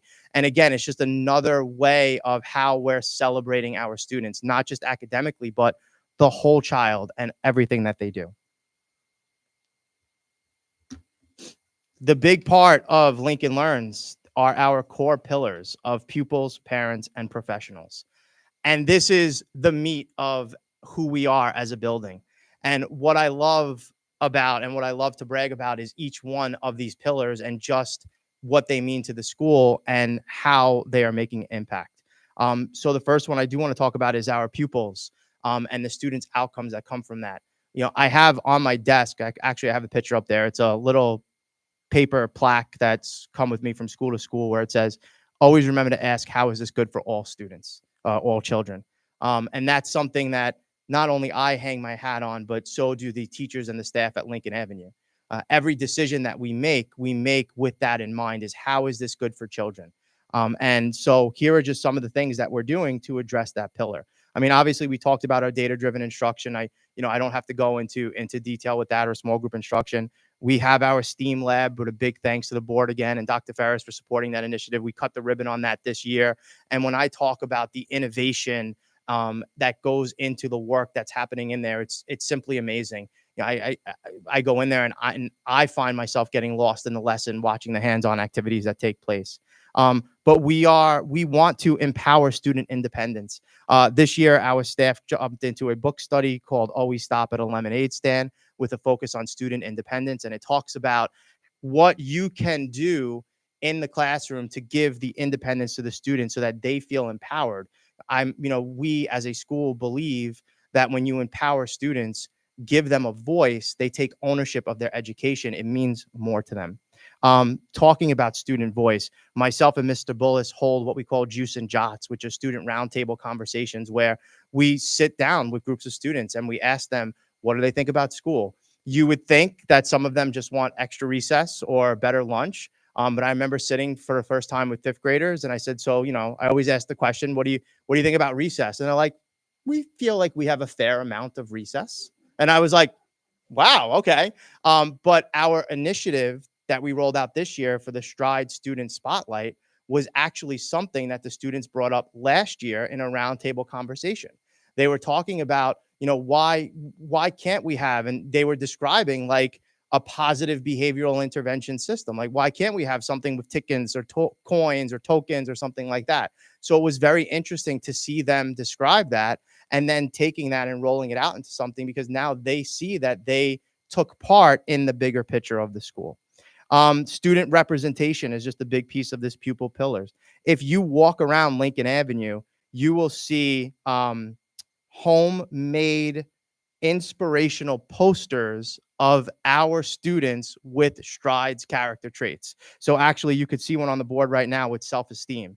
So our teachers, Miss Lacurto, I believe, Miss Lacurto was part of that, where she went around and actually posed students in self-esteem, empathy, leadership. We took the picture, we made the old school inspirational poster and hung it up, because again, at Lincoln Avenue, we're a family. This is our home. In your home, you see pictures of yourself.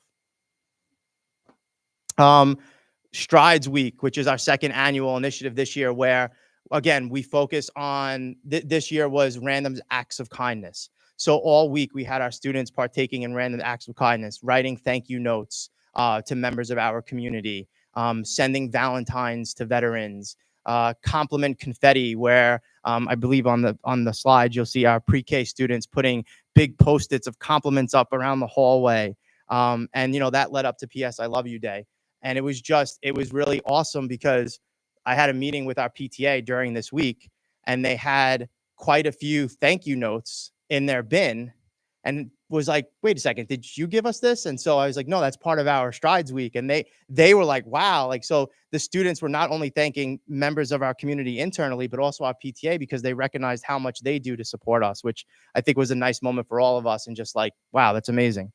On the horizon is our Celebrate You initiative, which is a week providing students with the opportunity to celebrate their unique qualities while fostering a deeper understanding and appreciation of the diverse perspectives that make each individual special. And also on the horizon is an enhanced mentoring program, where we plan to have our older grade students, our fifth graders, working with our younger students in kindergarten, whether it be pushing in pre-K, helping in that classroom, again, establishing connections and relationships. So that's just some of the things we're doing under our pupils pillar. Under our parents pillar, it's communication and collaboration. And at Lincoln Avenue, we are we do believe in that. Oh, sorry. There you go. We do believe in the homeschool connection, and we do believe in communication and clear and consistent communication. We want our school community to know what's happening at Lincoln Avenue, and we want them, like us, to be proud of what's happening. So some of the things that we are doing to communicate with our community is weekly, I publish what's called the Lincoln Leaflet, which is just a little brochure that goes home with some of the happenings. Obviously, we're very active on Parent Square and social media. I have to give Mr. Bullis some credit, our assistant principal. We went live with a YouTube channel called Lincoln Live, where we recorded what we call Fireside Fables, where we have staff members read a bedtime story to our community. And we go live with that every Friday night on Parent Square, where parents can click the link and watch one of the staff members read them a bedtime story. We teamed up with the IT department, and they put us in like a cool little room with a fireplace.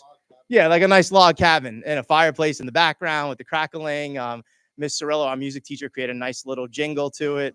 So it's just, it's funny because after we rolled out the first 2 or 3, we had kindergartners coming up to us and be like, "We saw you on TV this weekend." So News 2 needs News 12, I did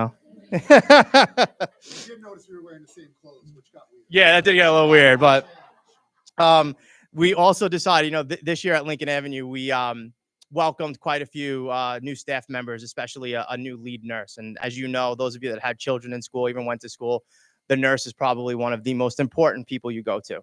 So myself and Mr. Bullis and members of our leadership team and community were trying to, how do we introduce all of our new staff members to the community? So we created another YouTube show called Welcome to the Family, where we actually interviewed the new staff members and put it up again once a week so that the community got to see who our new staff members are. True open door policy. A lot of administrators in my career have said that they have an open door policy, but at Lincoln Avenue, we truly do. And anyone that's had to have conversations with us or needed to speak to us know that they can come in at any point and any time. Some collaborations that we're really proud of is with our family's school-wide career day. We had about 25 parents volunteer to come in and present on what they do as their career. And some really cool, geologists and engineers, and it gave them a schedule. They pushed into 3 or 4 classrooms, and it was a whole day of them just engaging with the students. Our Books Not Bullies event, which was an evening literacy night partnership with LICAB, a family STEAM night that's coming up on March 19th, where our families will actually be engaged in small group station rotations, where they're going to be going around our building and have a different activity as part of our STEAM to show off what we're doing for STEAM. And our PTA so graciously gave us a science-themed assembly for the day for our kids, and again at night for the parents, which is very cool. PARP, Pick a Reading Partner. I have to brag a little bit. Last year, we got state recognition. We were the only school. I think it was #1 in the state for the most number of minutes that were read. So our PTA was very proud of that. And I was very proud in just that partnership and what they did, because it was more than just a Lincoln home connection. They reached out to the library, connected with the library, connected with first responders. So that was very cool. National School of Excellence program, Jump Rope for Heart. Again, these are all things that make us who we are and connect us with our community. I just want to give a very special shout out to the high school. Community Connect Day, as you guys know, was a huge success last year. The high school reached out to Lincoln and asked what we could do for that day. So at Lincoln, we actually we're partnering with the high school on that day, but we're taking it a little bit further and partnering with our parents. And we're finally doing a courtyard cleanup. So Dr. Ferris, that pond in the back, after all these years, we're going to have parents come in. We're going to have our high school volunteers come in, and we're finally going to clean up that courtyard. So I'm pretty excited about that. The reason he mentioned this is every time I see the pond, I say, what are we doing with the pond? And then finally, I probably went a little bit longer than I should, so I apologize. But when you get me talking about my school, I just can't help but brag. But finally, our professionals pillar, which is really the core of our building, is our teachers and our staff. Everything we do falls under the mantra of Lion Pride. We stand together, united and proud, and we love learning from each other and embodying the spirit of community and family. So at Lincoln Avenue, we've taken a dive into shared professional development, where we do believe that the best professional development comes from the teacher down the hall. So our educators learn from each other. So many of our teachers volunteer to lead PD in our building. You saw just before, our librarian, Mrs. Volpe, led a professional development workshop on AI tools. Ms. Hawthorne, one of our special education teachers, teamed up with the special education department and led a professional development, not only to teachers at Lincoln Avenue, but also Sunrise Drive. Ms. Chardulo does the trauma-informed classroom. I believe she does that in all of our elementary schools. Ms. Merchant, our reading teacher, is running professional developments on RTI and progress monitoring, and team building activities. We use team building activities during professional development. We want and I remember the days as a teacher when you would go into the faculty meetings, and in my day, they were after school and you're exhausted and you're like, okay, now what? But we want ours to be engaging and fun. So instead of just sitting up there, we will do best practices scavenger hunts, where I had the teachers go into classrooms and pick out best practices from each other. We do journey maps, reconnecting with our why. And one of my favorites, learning walks, where we asked the teachers to walk around the building and simple questions. What do you see? And what does our school say? And what do you want it to say? And then similar to Cherry Avenue, we do believe in staff well-being. You know, this year when we opened up, I told the staff, I want them to also prioritize themselves. You know, at the end of the day, you need to be at your best in order to give your best and give the students, right? So some of the things that we do is once a month, we have activities. We brought back the chili cook-off. It was delicious. I think some might have been in the building. I know Mr. Cowder was in the building that day. He tasted some chili. I hate to admit it, but Mr. Mike, our security guard, won. He will not stop bragging about it.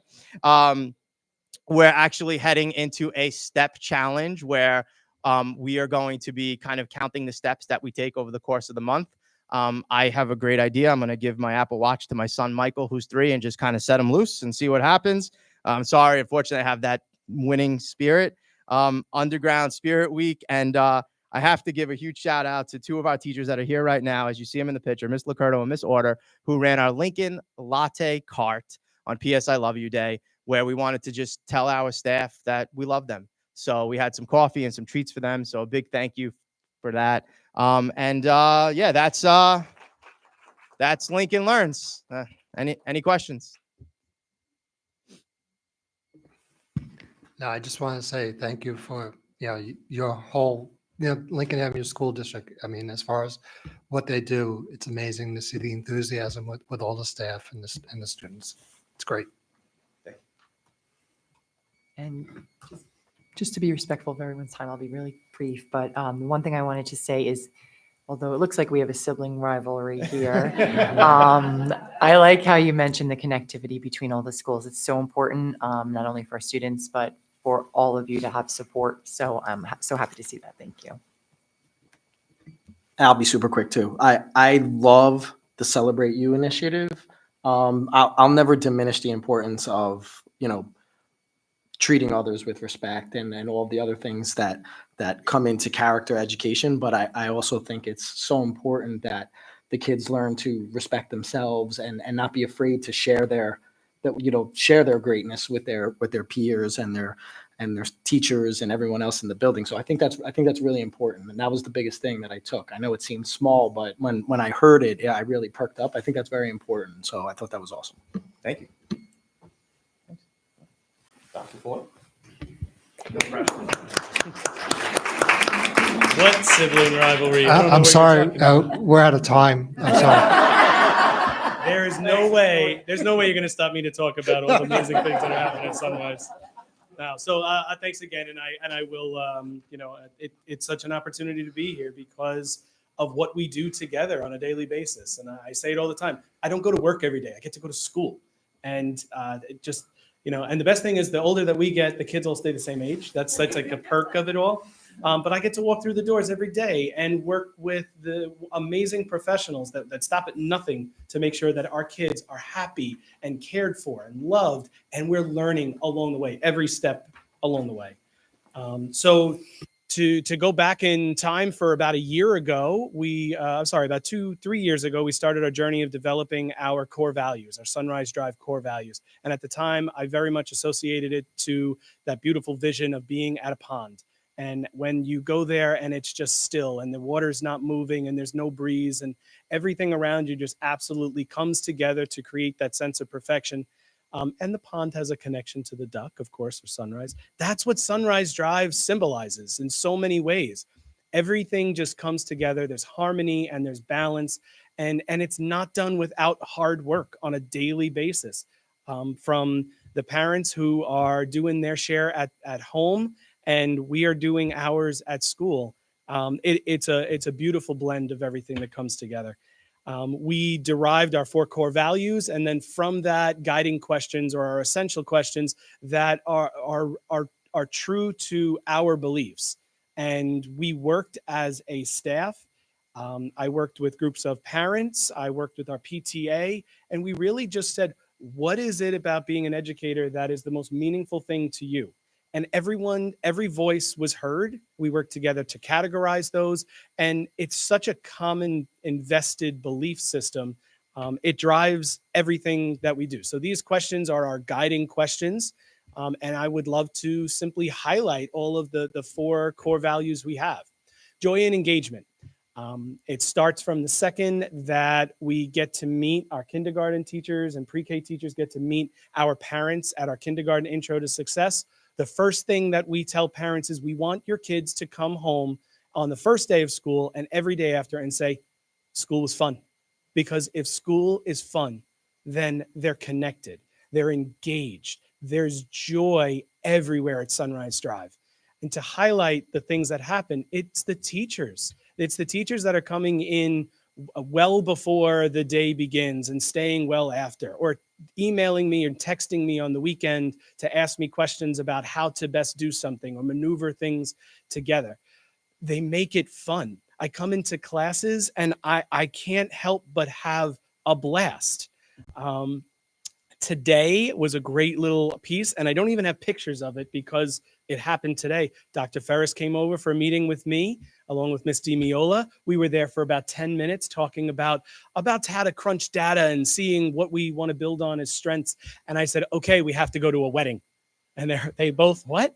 I said, Q and U are getting married today in pre-K, and there are 101 Dalmatians there in attendance because it was the 101st day of school, and all our kindergarten was dressed like Dalmatians. But our Q and U wedding from our pre-K, well, they had suits and bow ties that were made, and they walked the aisle, and Q and U are now together, stuck like glue forever. And that's the fun of it. And that's Sunrise Drive at its finest. The engagement stays high through the high interest lessons, through the small groupings that we know research will say, the smaller the ratio that you have of teacher to students, the higher the learning experience, the better the student outcomes are going to be. And the number one thing that I stand behind, and I always will, is that strong relationship piece. Dr. Stimmel used to say it all the time, the 3 R's of education: relationships, relationships, relationships. And that has resonated with me forever. And I agree with Dr. Armano. How do you like that one? I'm never going to live that one down. Mr. Armano, I agree with you with the autonomy that you give us, Dr. Ferris, and the board to be able to make sure that we can continue that strong belief. Fun days and experiences, there are way too many to list them all, but the different strides activities that we take on as a district, our SEL committee, we put it together. We said, this is an action committee. You're going to roll up your sleeves. You're going to do some work. Everyone's going to be invested. We're going to really take this by storm. And the activities have been so great for our students. And I can tell you, we may not always see how it's impacting, but I do. And that's the best part of my job. When I'm having a conversation with a second grader who's really upset and they tell me, hold on, I have to do some mountain breathing. And they're just breathing on their hand, and you watch them calm themselves. That's the evidence of what is working. Our PTA assemblies, our PTA is an amazing partner. They stop at nothing to make sure that the kids are having fun and learning things along the way. We've had everything from people floating giant bubbles in our school, laser light shows, and skateboarders. Recently we're working to try to get rock yoga come together. I don't know, AC/DC and positions, but it sounds great. But it's fun for kids. Our parades are something they look forward to, and then things like Polar Express Day. We had no idea we were both making it snow that day. And I want to give a huge shout out to the PTA, because I went to Miss Grosso that day, like maybe a month before, and I said, you know anyone that has a snow machine? She just looked at me, kind of shook her head, and okay, all right, we'll make it work. And she did. Everyone's invested, every single person. Our science fair, evening at Sunrise, these are just a few things, but it is that collaboration and shared belief of making learning fun for children. Some of the pictures, I think that they do their own talking here, whether it's a Polar Express Day, someone getting slimed, or just making learning fun for kids. But it is that partnership that really drives the strength of that. Skipping pages here. Educational experiences. It's funny, when we first got together and we were building our core values, we all as educators felt that there are so many things that we know we need to include. Educational experiences was it's what we do. We're teachers, but there's so much more to teaching when it comes to an experience we want to give to a child than just cracking open a math book and going with a lesson.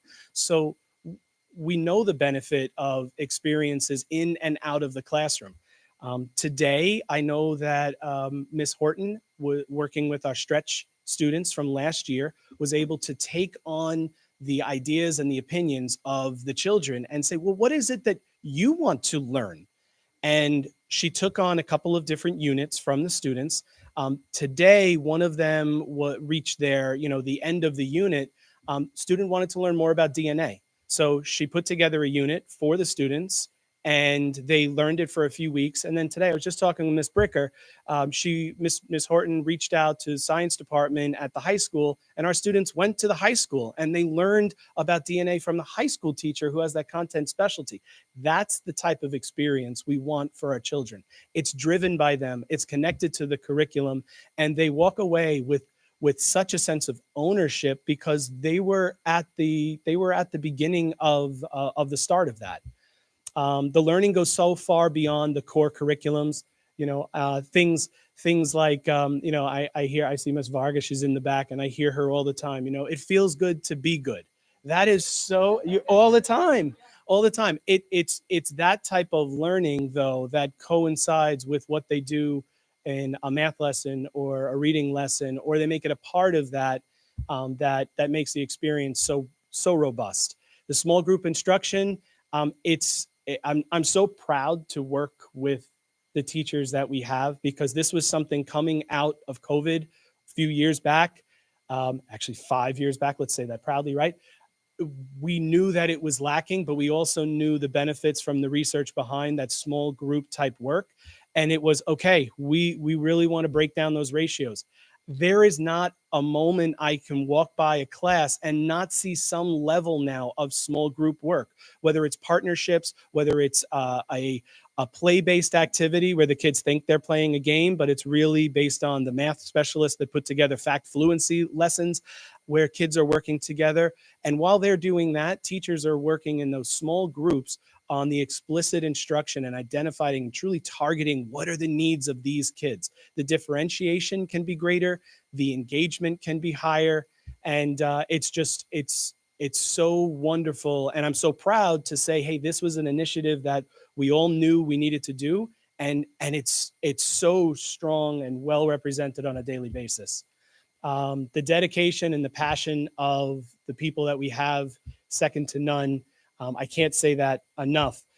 The ability for us as a school district to have that local curriculum choice is paramount, because we know that our students here in Sayville are different from other districts, but kids are kids and kids are the same, but based on where they live, they do need different learning experiences, because the world, we want to teach them to see the whole world, but we also know that, there's a sense of partnership, that they're going to learn things on their own as well. I'm going off on a tangent, I apologize. But through that local curriculum choice, things like our curriculum leadership council, our curriculum committees that we have, and then going back again to the conversation I had with Dr. Ferris today, that our vision and the ideas that we have that make our core values, that feeds in to the PD that we have decided to put forth in our own building. So go back a few years ago when we said that our focuses are going to be inclusivity and small group instruction. The inclusivity piece led us to, well, we have a high percentage of students, a high percentage of children that simply have ADHD or ADHD like needs or executive function loss. And we as a faculty, we want to dig deeper into it. So we tapped into some of our experts, Ms. Athen and Ms. Wertzman, who are both passionate as well as certified in some different areas. And we said, and I said, well, help me to teach everyone. We did hands-on lessons of what it's like to feel like you don't understand time, where there's puzzles that teachers and myself were going through, and all of a sudden the time is different around the table, but it gives you that perspective of what it's like to have ADHD. We continuously tap into the experts that we have. Miss Laporte is always running something in the library.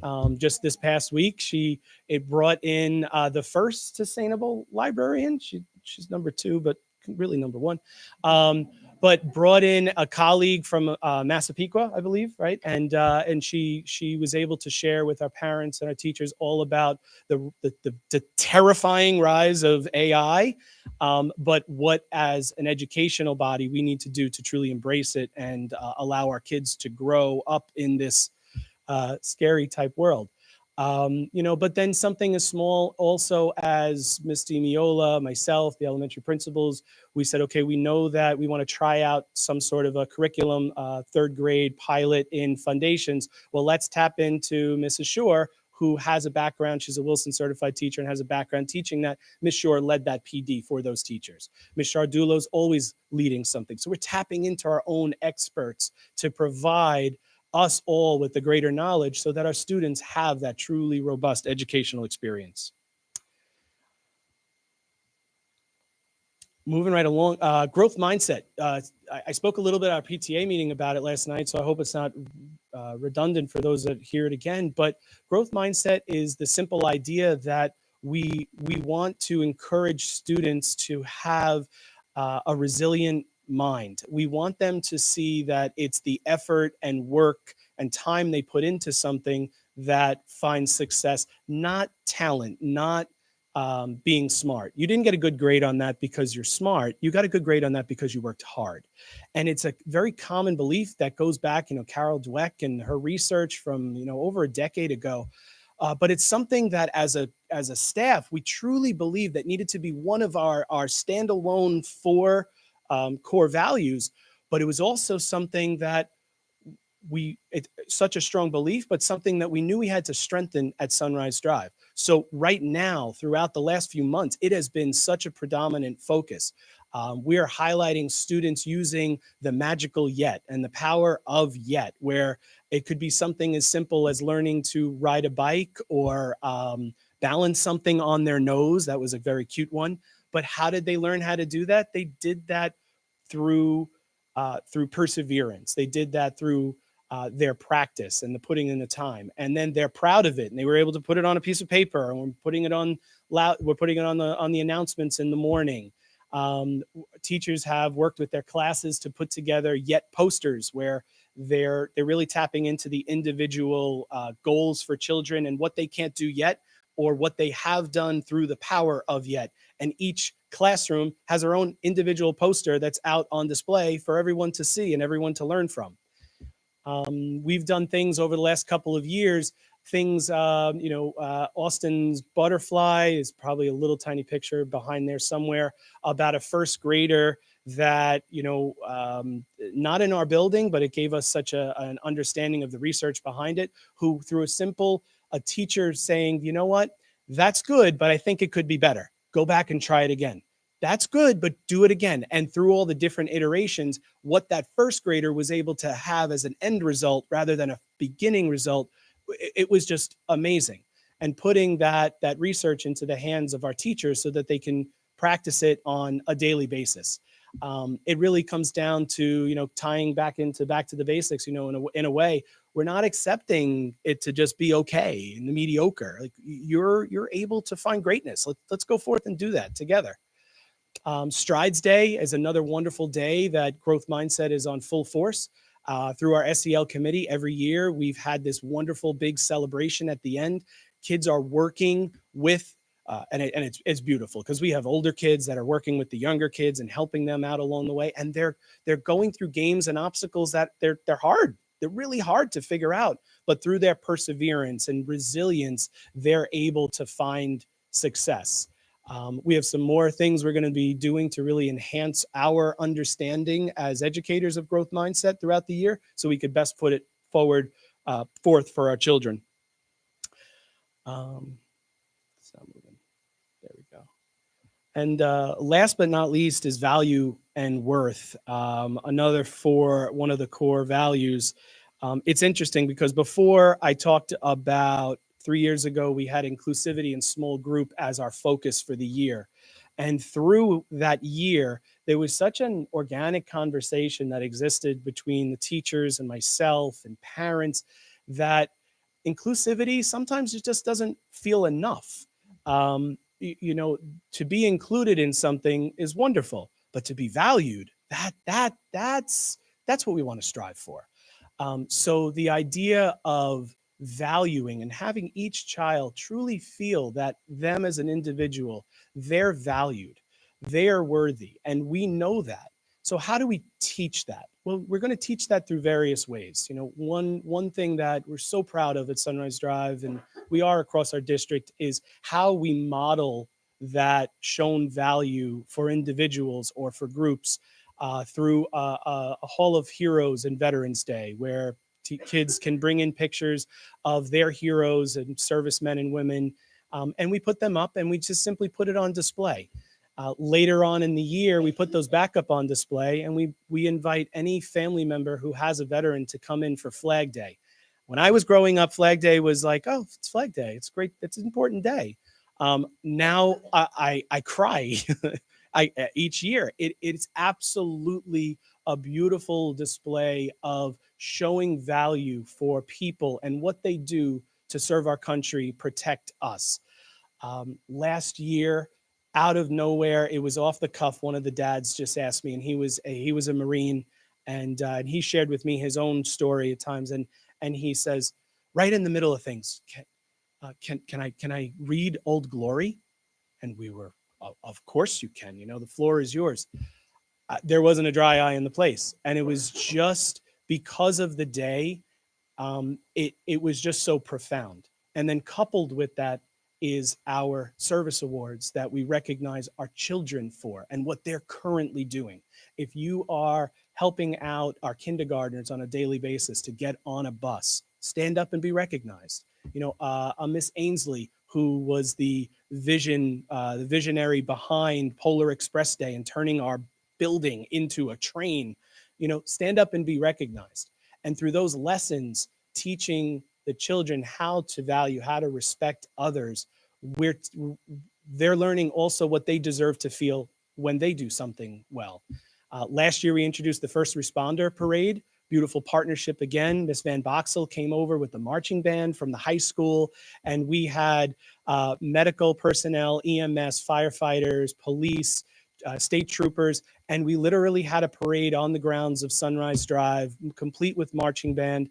And again, another wonderful display of modeling that type of behavior for children. And when they do something great and grand, our teachers, myself, we're recognizing them through things like a kindness coin, which is just a simple idea of, hey, here's a piece of kindness, and I see what you're doing. Don't forget. Now go pay that forward and find somebody else who deserves it.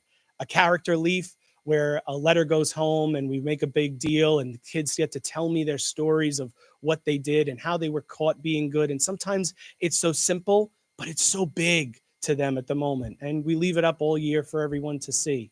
We like to give children voice. And one of the things that we put together is the Ducks of the Round Table, where kids get to meet with me on a monthly basis. And I ask them everything from, what do we have to do different at recess to make it more engaging? I bought so many different types of footballs that have playbooks and stuff on them. Or the day the bases came in for kickball, wow. But by hearing them and giving them voice, we're able to show them your thoughts matter too, your opinions matter, and we want to value that. And then to, you know, again, I said it before, but it's our modeled actions and behavior that model for, you know, that show students how to act. And that's such a great lesson. So I know that we went very, very long tonight. As you can tell, we all have something so proud to share and so grateful that people are here to support the school, support us, support everything that we do. But I do hope that you can see also that through that autonomy that we have, there is such a common purpose. And it simply comes down to what's best for kids. And we know that at Sayville, and so proud to be up here tonight. So thank you for that opportunity.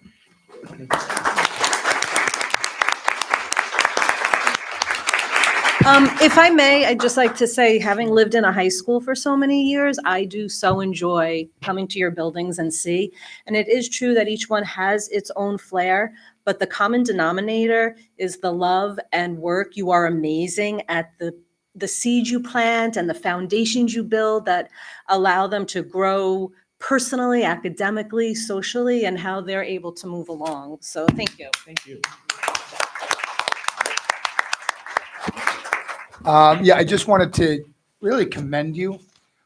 By trade, I'm an assistant principal. I worked the first half of my career in public schools. And when we encountered the Common Core and APPR, that was not what education was about for me. You know, it was about the joy of learning, community building, creating an environment that supports and nurtures children. It's not about telling schools they're doing everything wrong. And what you're doing in all of your schools is exactly what schools should have always been and continue to be. I'm proud of the work that you're doing, and I'm proud that this is an important part of our culture of the schools, and it's always been. I mean, Sunrise, I think since you've been there, Dr. Foy, you brought joy to it. You know, the expression was the fun dies at sunrise. And that's where I went to school, and I did not like that because I loved elementary school. And to see, you know, I think what Why'd you tell him that? Thank you. You're welcome. But, you know, I think like we started to know something good was going on when people started to request transfers to Sunrise. Yeah, and I was like, yes, Sunrise is now with the pack. Like, because I think I never felt that way. Anyway, It's a two-team. Please, the credit goes to. it's all, well, you're a great team builder. And I think that shows. But I think for me, this is the environment kids need to go to school in. They don't need to go to school in a place where all of their teachers are told they're failing kids, because that's never been the problem in Sayville. So I think for me, this is just great to see us kind of rowing together and really just being what schools are supposed to be. I'm just very proud of the work you guys are all doing. And I just have to say something about Lincoln. My children went through Lincoln, dealt with a harrowing health crisis for one of my daughters. I don't know if I would have made it without the teachers of Lincoln, and my family would have. And it's always been that place, even through the tough times. And to see it now, I'm just very proud of the work you are doing. So thank you. Anybody else? I just, again, want to say, I mean, it's amazing to, you know, I've been on the board a little while, some of us a little bit longer than one person. But what James touched on, you know, 15 years ago, what the state was doing and everything, and restricting everything that schools can do was really disastrous, I think. But it shows with this that if you give local control and local flexibility on how we teach, we can deliver a great product for our students. And that's what we're all here for. And I say thank you to everybody.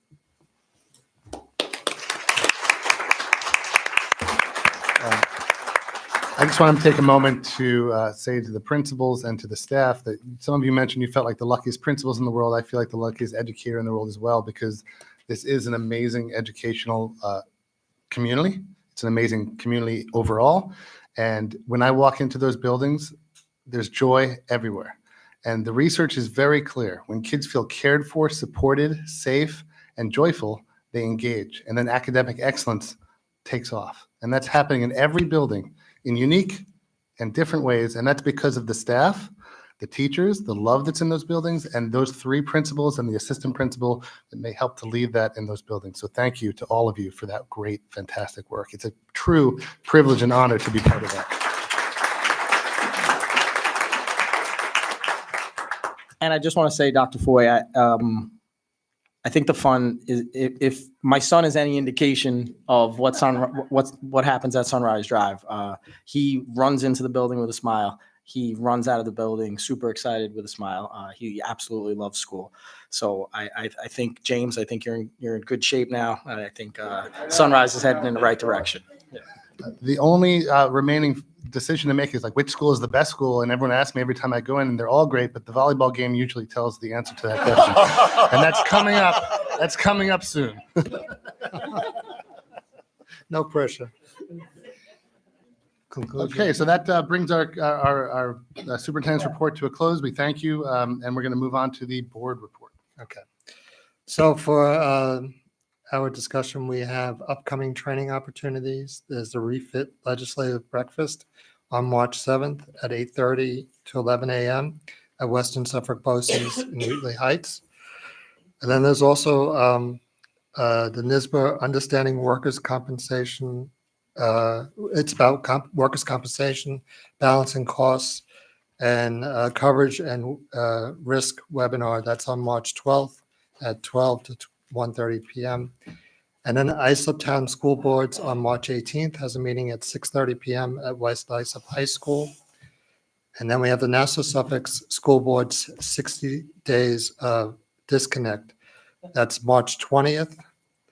And that's between 6 and 7:30 p.m. It's an online webinar. It's very funny that it's a disconnect and it's an online webinar. Yeah, why not disconnect? Exactly. I'm just reading what it says. NISBA Parliamentary Procedures is also a webinar on March 26th. So there's a lot of education opportunities for the board. The next, if you're interested, just let Julie know on those things. Also the scope awards? The scope awards is, did I skip that? Yes, March 20th. March 20th. Okay, good. Then we have the claims audit report. Anybody comment on that? Everything seems to be in order. Okay. Any other public board discussion? Where are the scope awards? Yeah, I don't have that. That's March 24th at at Villa Lombardi's from 4:30 to Okay, so I 9. going the. Oh, okay. Yeah, I signed up for that, so I'm going to that. Yeah, I'm going to the scope award. Scope there. Did you- I don't know. I was yesterday.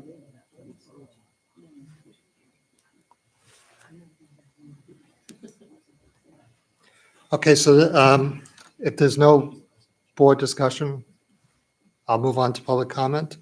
So if anybody wants to make a public comment on the items we're voting on, now's the time they can speak if they'd like. Show of hands, anybody? I think it's great that we are initiating a junior varsity flag football team. Okay, I think that's great, and that we're going to have a floating nurse. okay, I think that's great. okay. And then any comments from the public? I just wanted to say, tell people what a floating nurse. You had your chance. Well, a floating nurse, I'm imagining a nurse on a float. Like, I know what it means, I work at schools, but what's a floating nurse? A floating nurse goes from building to building to give support to the other nurses so they can take a lunch break. So we're having additional support and help. It's wonderful in case a nurse is absent and we have someone like that. Yeah, so we've always had 2 floating nurses. The problem has been staffing them because the hospitals are having trouble staffing, so they're raising salaries quite a bit. So we would get a floating nurse and then they would leave to go to a hospital. So we filled the position. We cannot guarantee the person will stay, but we hope they do. And but we do have 2 floating nurses in the district and 5 building nurses. Okay, any other board discussion? Going once, twice. Okay, good. Okay, so I didn't see a show of hands for any public comment. So we'll move on to the agenda. So I need a motion for recommended actions minutes 701 to recommended actions finance 813. Motion? Kathy, Desmond, discussion? All those in favor? Against? Motion passes. And then I need a motion from new business personnel 901 to new business other 1005. But I'm going to exclude item 902 from that vote. We'll do that separately. So motion? Okay, Maureen and Christine, discussion? I had a question about, I know it's up for adoption tonight, but I wasn't here last week. I know it's the law, so we're putting in that extreme heat. Yes. policy. But I guess my question is, how realistic are some of the things on that list? We talked about that last week. week. Yeah. It's okay. That's all right, we can, And And I these are did just, lunch. they're I just missed that part. suggestions. They're suggestions that we would try to. Yeah. Yeah, so the suggestions are, turn off the lights, put the shades down. Those are things we absolutely do already. So it's not like rocket science. The question that we're waiting for more detail from the state is like, if it hits that 88 and half the building is 89 and the other half of the building is 84, because on the other side of the sun, do you have to, like, other than going to a cafeteria space or an auditorium space, do you have to close school or do you have to do a remote day? So we're waiting for more detail on that. Yeah, I think for me, just only because I lived on the, I was a teacher on the secondary level, and I read about like the testing, and I'm like, what is happening when this is mid-regions day, Mhm. like, or where are we moving them, and are any of those things reasonable? So, Right. just We putting do our have thoughts. air-conditioned spaces in many classrooms, so if there's a test on that particular day, getting those kids into those spaces may be the thing to do. Well, it was mentioned also last time that the areas that may be a potential problem and you're looking into it or people are looking into it. Yes. Yeah. Okay. That's it. Sorry. Any other discussion? All those in favor? Against? Motion passes.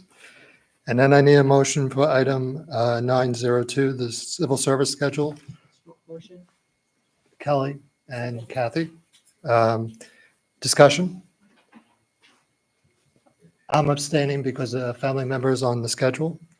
So all those in favor? Against? Okay, and then one abstention. Motion passes.